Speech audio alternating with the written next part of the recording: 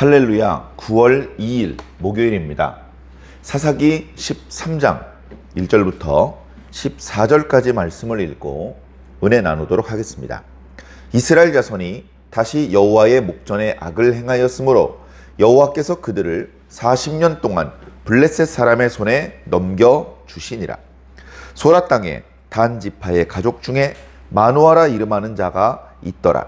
그의 아내가 임신하지 못함으로 출산하지 못하였더니 여호와의 사자가 그 여인에게 나타나서 그에게 이르시되 보라, 네가 본래 임신하지 못함으로 출산하지 못하였으나 이제 임신하여 아들을 낳으리니 그러므로 너는 삼가 포도주와 독주를 마시지 말며 어떤 부정한 것도 먹지 말지니라. 보라, 네가 임신하여 아들을 낳으리니 그의 머리 위에 삭도를 대지 말라.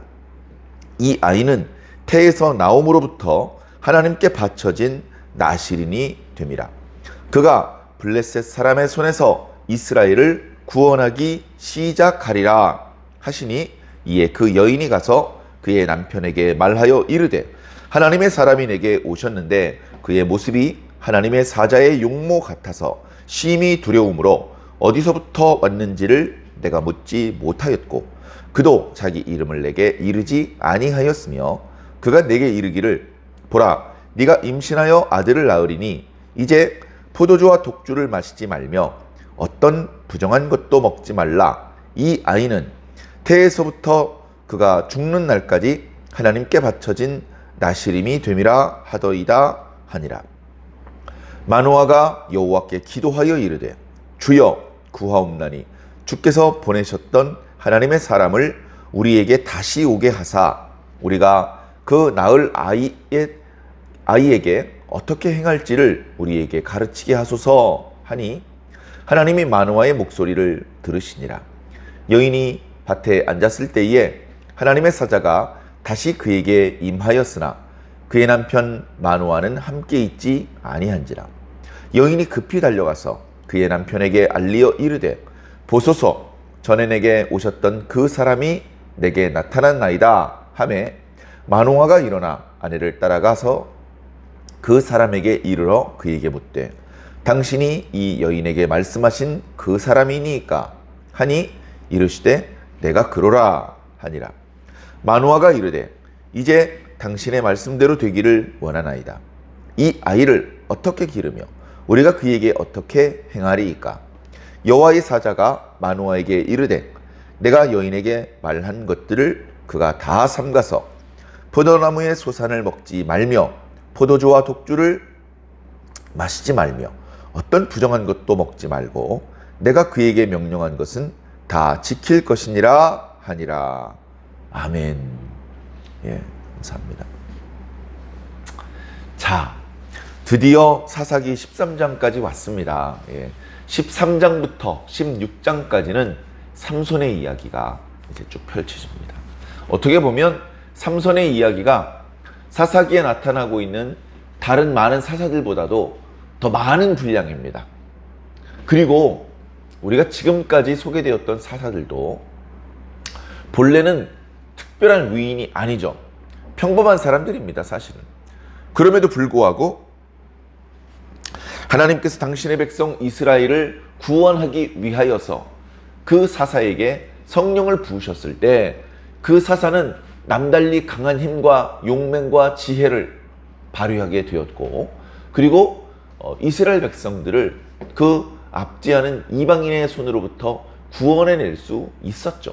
예. 그런 놀라운 능력들이 나타났습니다. 그런데 이제 이번에 나타나고 소개될 마지막 사사 삼손의 경우는 지금까지 있었던 사사들의 모든 능력을 합친 것보다 더 강한 능력이 있었습니다. 더 엄청난 능력이, 더 엄청난 기적이 삼손을 통해서 나타났죠. 예. 그런데 이 삼손은 그동안 몇몇 사사들이 아내를 많이 두거나 아들을 많이 낳거나 너무 사치를 하거나 왕노릇을 하거나 이런 잘못된 모습을 하는 것 또는 자신들의 아들을 위해서 외국에서 며느리들을 들여오고 자신의 딸들은 외국으로 시집을 보내는 통혼을 하는 이런 안타까운 모습들, 하나님께서 금지시켰던 것들, 그런 것들을 어떻게 사사가 그렇게 할 수가 있나, 그렇게 우리가 말씀을 드리면서 혀를 찬 적이 있었는데, 이 삼손은 그렇게 강한 하나님의 능력과 은혜가 나타나고 있었음에도 불구하고 하나님의 말씀에 절대 복종하는 맛이 전혀 없습니다. 능력은 더 강하게 역사되었지만 영적으로는 사사 삼손 본인이나 그 시대 사람들이나 이보다 더 후퇴하기는 어려울 것 같다 싶을 정도로 후퇴를 하고 있는 그런 모습을 우리가 느끼면서 정말 안타깝죠. 우리 시대에 우리가 이렇게 영적으로 후퇴해버리면 절대로 안 되겠다, 그런 생각이 저절로 들게 되는 그런 말씀입니다. 그런 안타까운 마음, 삼손의 입장도 이스라엘 백성의 입장도 아닌 하나님과 예수님과 성령님의 입장에서 그분들의 관점과 시선으로 이 말씀을 살펴보시면서 하나님께서 탄식하시면 우리도 하나님과 함께 탐식하는 그런 심정으로 이 말씀을 함께 묵상해 주시기를 부탁을 드립니다. 말씀을 보면, 오늘 읽은 말씀에 보면 아직은 삼손이 태어나지 않았고 삼손이 태어날 것에 대하여서 하나님께서 당신의 사람을 통해서 이렇게 그의 부모들에게 알려주시는 장면이 나타납니다. 정말 다행한 것은 이 시대가 영적으로 암흑기이고 영적으로 암흑기인 사사시대 중에서도 삼손의 때가 가장 심각하게 어려운, 영적으로 힘든 때였는데, 그럼에도 불구하고 그런 영적인 암흑기나 마찬가지인 시대에 비하면 삼손의 부모는 그래도 신실한 사람들이었다.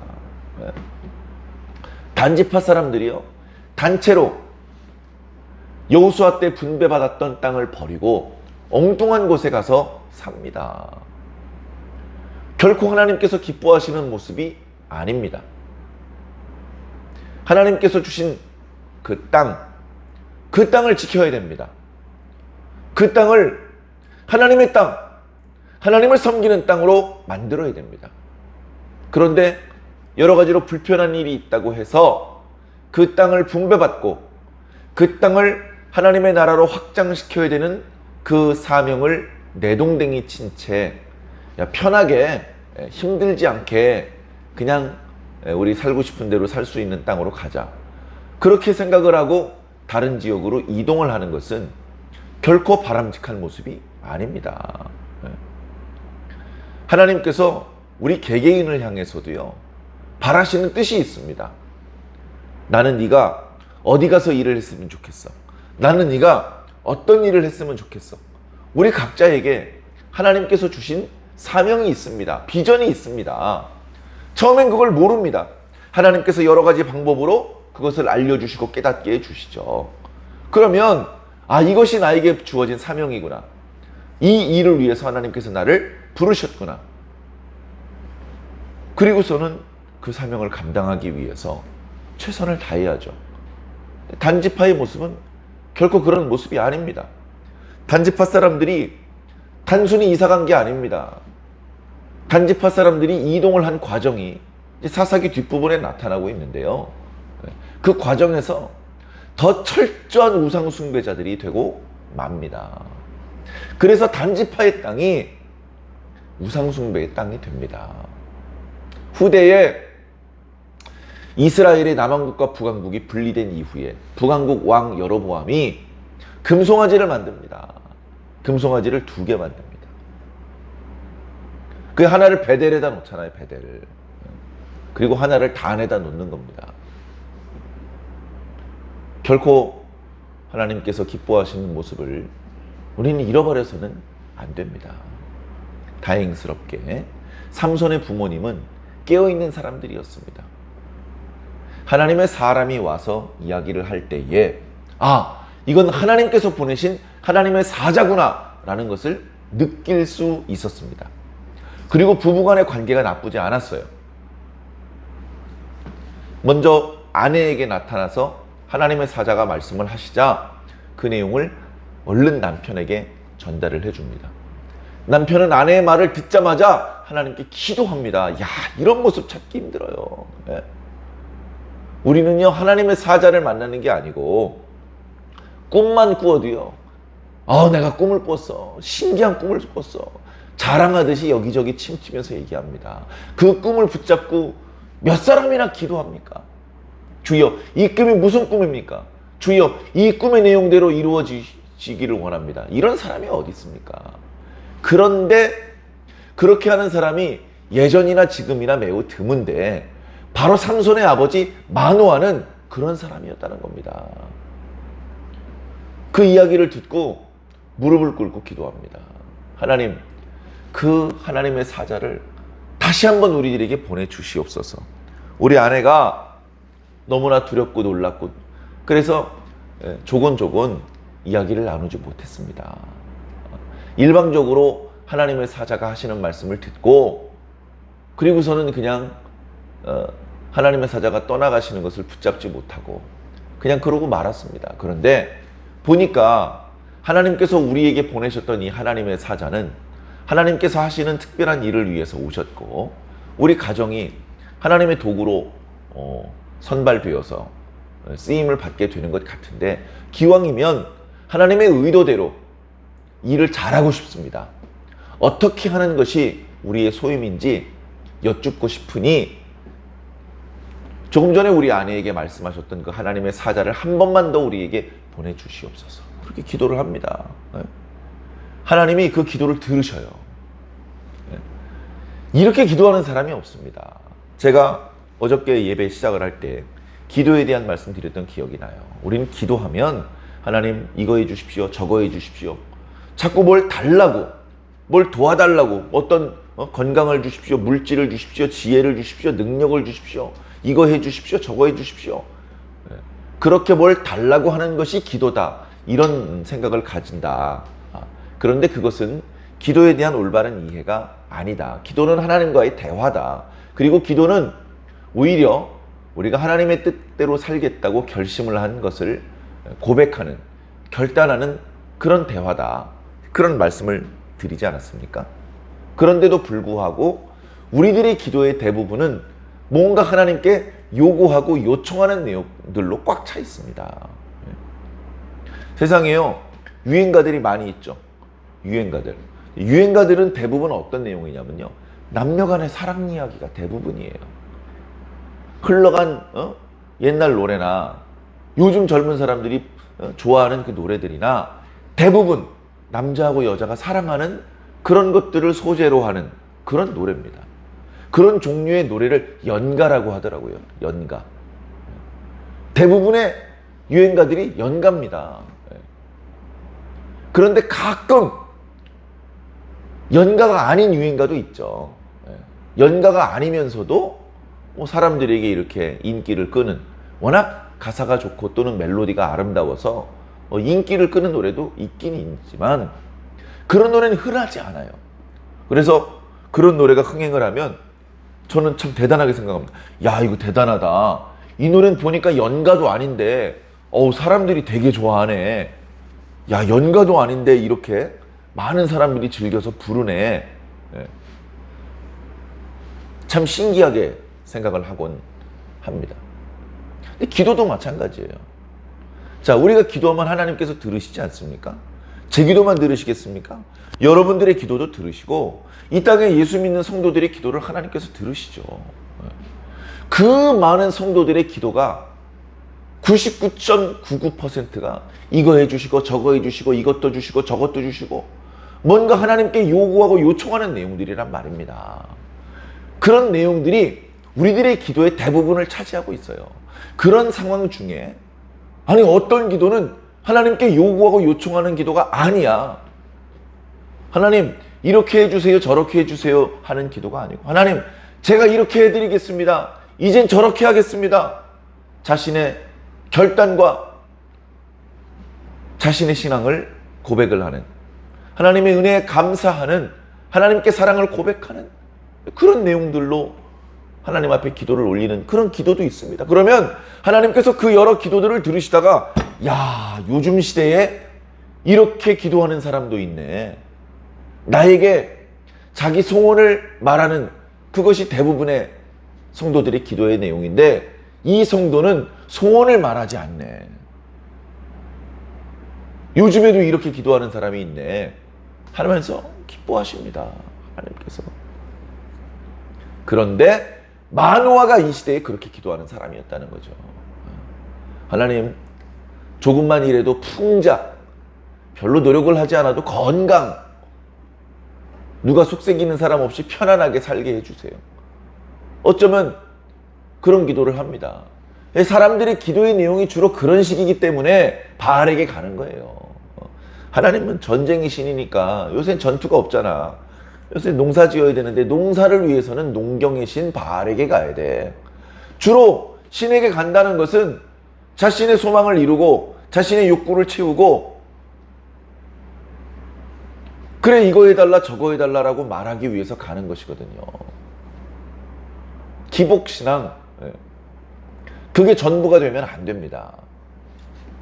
자, 하나님께서 마노아의 기도를 특이한 기도다, 그렇게 생각을 하셨는지 하나님의 사자를 한 번 더 보내십니다.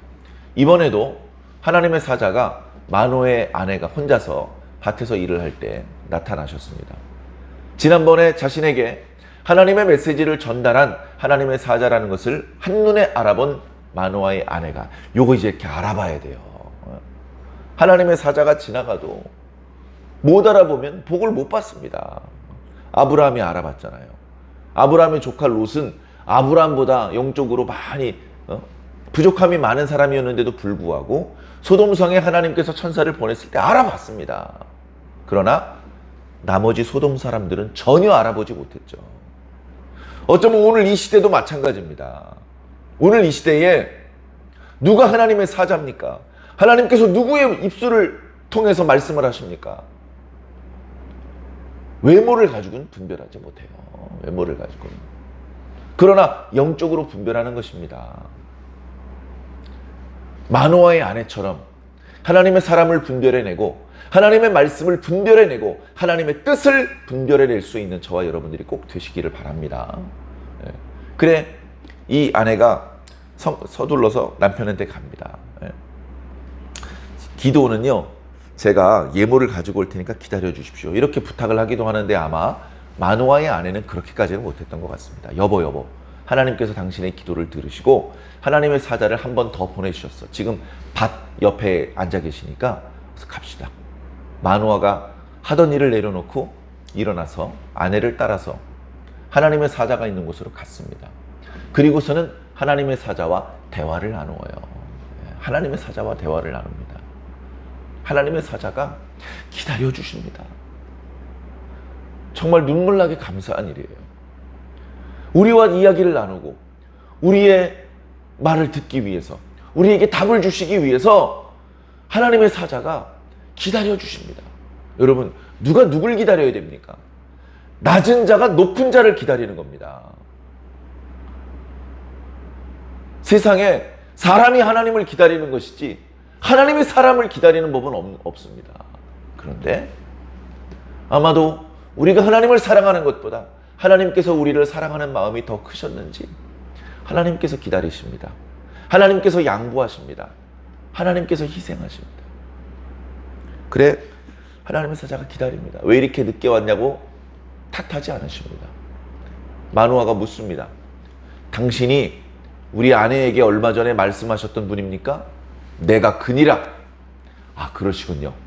그러시다면 이제 우리 가정에 태어날 이 아이에 대하여 우리는 어떻게 행하여야겠습니까? 내가 이미 네 아내에게 일러주었다. 그대로 다 해야 된다. 포도주, 독주도 먹지 말고 포도주를 만드는 재료인 포도나무에서 나오는 것은 잎사귀도 먹지 마라. 왜냐? 이제 너희 집에 태어날 아들은 태어나면서부터 나실인이다. 저희가 마침 지난주 수요일 날 나실인의 규례에 대한 말씀을 들었습니다. 민수기 6장에 나타나죠. 나실인은요, 하나님의 축복을 끌어당기는 축복의 통로이기는 하지만 그 당사자, 그 본인은 매우 불편합니다. 나시린의 서원을 해야 되고 그 서원을 지켜야 되고 포도주, 독주 관련된 거 먹으면 안 되고 머리에 삭도를 대어도 안 되고 부정해져도 안 되고 원래도 이스라엘 백성들이 거룩한 하나님의 백성으로 살아야 되는데 나시린에게는 더 엄격한, 그는 레위 사람도 아니고 제사장도 아님에도 불구하고 거의 제사장의 거룩함에 준하는 그 거룩한 생활을 살아야 됩니다. 더 절제되고 더 엄밀하게 하나님의 뜻대로 살아야 하는 것이죠. 그 본인은 매우 불편해지겠지만 그 나시린 덕분에 그 주변 사람들은 하나님의 복을 받고 용서를 받고 구원을 받게 되는 것이죠. 그래서 내가 나시린이 되는 것은 참 부담스럽고 곤란한 문제지만 누군가 내 주변에 누군가는 나시린이 되어 주어야 우리 신앙 공동체가 하나님의 복을 받을 수 있는 그런 존재. 그런데 사사시대에는 나시린의 규례를 몰라서 그런 규례를 주신 적이 없어서가 아니고 아무도 한 사람도 수십 년 수백 년이 지나도록 나시린으로 자신을 서원하는 사람이 없는 것입니다. 단기간도 자신을 하나님 앞에 드리는 사람이 나타나지 않고 있는 것입니다. 이런 상황 속에 하나님께서는 신실한 부부 마노아의 부부에게 한 아들을 주시면서 그 아이는 태어나면서부터 하나님께 바쳐지는 나시린이 될 것이다 라고 말씀하십니다. 그래서 그 아이에게 행하는 그 내용들, 포도나무에서 난 것을 먹지 말고 그 머리에 삭도를 대지 말라 하신 이 규례들은 바로 나시린의 규례들이죠. 그리고 이 아이를 왜 나시린으로 하나님께서 세우시는지 그 이유가 나타나는데, 지금 사실 시대 배경은요, 블레셋에 의해서 이스라엘이 40년 동안이나 괴로움을 당하던 시대입니다. 블레셋과 인접해 있던 유다 지파와 단 지파는 죽을 맛입니다. 이 고생하는, 이 고통을 받는 기간이 40년이나 되었습니다. 우리가 이미 입다 장군의 이야기를 하면서 당시 이스라엘 백성들이 하나님 앞에 악을 행하되 그 주변 나라, 원래 가나안 땅에 있던 우상뿐 아니고 그 주변의 아람의 신들, 두로의 신들, 블레셋의 신들, 암몬의 신들, 모압의 신들, 그 우상들까지 끌어들여서 이제 하나님 섬기는 걸 완전히 중단해버리고 우상 숭배에만 열중하는, 그 결과 하나님께서 진노하셨고 하나님께서는 동쪽의 암몬 족속과 서남쪽의 블레셋 족속을 통하여서 이스라엘을 괴롭게 하셨다는 말씀을 들었습니다. 암몬 족속은 입다를 통해서 하나님께서 제압하셨지만 블레셋은 점점점 강해집니다. 점점점. 그래, 이제 삼손의 기사를 읽어 내려가다 보면 유다 사람들이 말합니다. 야 임마, 지금 이 시대는 블레셋 사람들이 이스라엘 사람들은 다스리는 시대라는 걸 모르냐? 우리나라도 일본 사람들이 한국 사람들을 다스리던 때가 있었습니다. 한국 사람들에게는 끔찍한 고통의 시간이었습니다. 그저 자존심을 조금 구긴 것 정도가 아니고요. 너무나 가난하고 우리의 정신을, 언어를, 문화재를, 우리가 가지고 있는 소중한 거의 대부분의 것을 빼앗기는 그런 슬픈 시대였는데, 삼손의 시대가 그런 시대였습니다. 블레셋이 이스라엘을 괴롭히는 40년이 그저 추수 때가 되면 곡식을 조금 가져가는 그런 정도가 아니고 거의 일제강점기 때처럼 블레셋 사람들이 이스라엘 사람 전체를 마치 식민지 백성 취급하듯 하는 그런, 영적으로도 정치적으로도 경제적으로도 암울한 시기였던 것이죠. 하나님께서는 이스라엘 백성들이 하나님 앞에 악을 행하였기 때문에 하나님께서 블레셋을 통해서 이스라엘을 괴롭게 한 것입니다. 그런데요, 말씀을 자세히 읽어보면 그동안 다른 사사들의 이야기 때 나타나고 있던 백성들이 고통 중에 하나님께 부르짖었다는 표현이 없어요. 하나님께 부르짖는 사람도 없어요. 나시린이 나타나지 않는 정도가 아니고 하나님 앞에 부르짖는 사람이 한 명도 없는 시대. 그런 시대에 하나님께서는 그동안의 사사들보다 더 강력한 사사를 준비하십니다. 그러니까 블레셋이 이스라엘을 괴롭힌 40년의 기간이 시작될 때쯤에 마누아의 집에 찾아가서 그동안 어느 사사가 태어나기도 전에 하나님께서 수태고지를 해주십니까? 삼손은 특별한 사람이죠. 태어나기도 전에 태어날 것을 말씀해 주십니다. 그리고 그를 통해서 도저히 이스라엘이 감당할 수 없을 것 같았던 블레셋으로부터 이스라엘을 구원해낼 것이다. 말씀을 자세히 보면 이스라엘을 구원하기 시작할 것이다. 블레셋이요, 삼손에 의해서 뿌리 뽑아지지 않습니다. 블레셋의 이스라엘을 향한 그 고통, 그건요 사울의 시대에도 끝나지 않습니다. 사무엘의 시대에도 끝나지 않습니다. 다윗 때 끝납니다. 하나님께서 다윗 때 블레셋을 완전히 누르시고 그 이후로는 블레셋이 거의 이스라엘 앞에 한 번도 큰 소리를 친 적이 없는, 물론 유다가 망할 때쯤에 유다가 약해진 틈을 타서 뒤통수를 살짝 때리는 그런 일이 있긴 했습니다만 거의 다윗 시대에 이스라엘에게 크게 패한 이후로 블레셋은 역사의 뒤안길로 사라지죠. 물론 그 블레셋이라는 이름에서 지금도 그 주변 땅을 팔레스타인이라고 부르기는 합니다. 그러나 실질적인 권한은 없죠. 그 구원의 시작이 바로 삼손 때 시작을 하신다. 그렇게 말하고 있는 것입니다. 하나님의 사자를 만났을 때, 그가 하나님의 사자라는 것을 깨달았을 때 마누아는 질문부터 하지 않습니다. 마누아는 이렇게 말합니다. 당신께서 저희들에게 하셨던 말씀이 그대로 이루어지기를 원하나이다. 야, 요거 어디서 많이 들었던 말씀입니다. 바로 천사가 마리아에게 나타나서 너는 처녀지만 하나님의 능력이 네 위에 임하셔서 아이를 낳게 될 것이다. 그 말씀대로 되었다가는 이 여자는 파혼당할 것이고 사람들에게 정결하지 못한 행실이 부정한 여자라는 오해를 받기 딱 좋은 그런 상황임에도 불구하고 내 개인의 영달과 무관하게 이것은 하나님께서 하시는 일이기 때문에 하나님의 뜻대로 되기를 원하나이다. 이렇게 마리아가 비록 어린 나이였음에도 불구하고 정말 수준 높은 신앙인의 모습을 보여주었는데 지금 마누아가 그렇게 말하고 있는 겁니다. 주님, 자세히 잘 모르겠습니다만 이것은 하나님께서 하시는 일인데 하나님께서 말씀하신 대로 뜻하신 대로 우리에게 다 이루어지기를 저도 원합니다. 사랑하는 성도 여러분, 하나님의 뜻을 깨달았을 때 우리 모두는 바로 이런 반응, 이런 응답을 보여드려야 됩니다.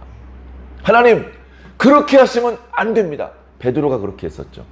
예수님께서 제자들의 신앙 고백을 들으시고 당신께서 앞으로 어떤 일을 하실지 알려주셨습니다.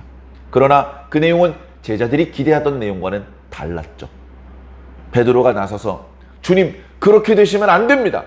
제가 그런 일이 생기지 않도록 막겠습니다. 그렇게 말했다가 예수님께 된통 혼났습니다. 하나님께서 말씀하시면 예수님께서 뭘 하신다고 하시면 가로막으면 안 됩니다. 예수님께서 그 일을 하시는 데는 그만한 이유가 있는 것입니다. 우리는 그걸 다 깨닫지 못합니다. 주님을 믿고 신뢰하면서 주님께서 그렇게 하시려는 이유가 있을 것이야. 주님께서 하시려는 일, 주님께서 뜻하시고 계획하시는 일은 주님께서 원하시는 대로 순조롭게 이루어져야 돼. 그래야 결국 그것이 우리에게 유익을 줄 수 있어. 그런 믿음을 가지고 그런 신뢰를 바탕으로 오히려 주님께서 하셨던 말씀들이 이루어지기를 바라고 우리는 그 일을 돕는 역할을 해야 될 줄로 믿습니다. 우리 개개인의 힘은 너무나도 미약합니다. 그럼에도 불구하고 최선을 다합시다. 먼저는 오늘 하루를 그저 특별할 것 없는 일상의 시간입니다. 그러나 이 하루를 영적으로 하나님과 동행하시기를 바랍니다. 그리고 오늘 묵상했던 말씀, 그리고 평소에 하나님께서 나에게 가르쳐 주셔서 알고 있는 그 말씀들을 실천하는 그런 하루. 거기에서 조금 더 나아가서 자신이 신앙인이라는 것을 숨기면서 소극적으로 신앙하지 말고 적극적으로 자신을 통해서 하나님의 뜻을 주변에 알릴 수 있는, 등대의 역할을 할 수 있는, 빛과 소금의 역할을 할 수 있는 그런 저와 여러분들이 된다면 주님께서 얼마나 기뻐하시겠습니까? 오늘도 주님을 기쁘시게 하는 하루로 살아주시기를 주님 이름으로 간절히 부탁을